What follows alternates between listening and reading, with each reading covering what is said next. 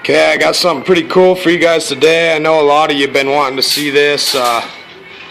We went ahead and got us a mock-up gun stock, and we're going to go ahead and dip it through this Missouri wetlands camo.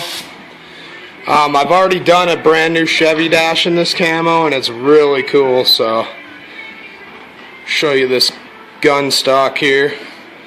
Went ahead and based it out in a tan. These are a little tricky to dip because you got to stay as straight up and down as possible.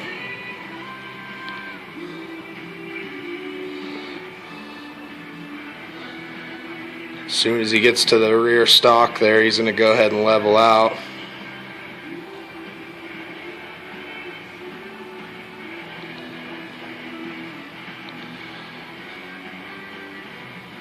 Go ahead and get you guys that video of that Chevy dash too. It turned out beautiful. So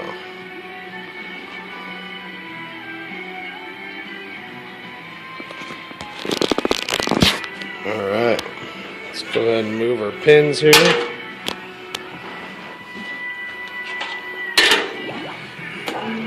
Clear this out. See what we got here. Oh yeah, she's a beauty. It's a really good Wyoming camo for you guys.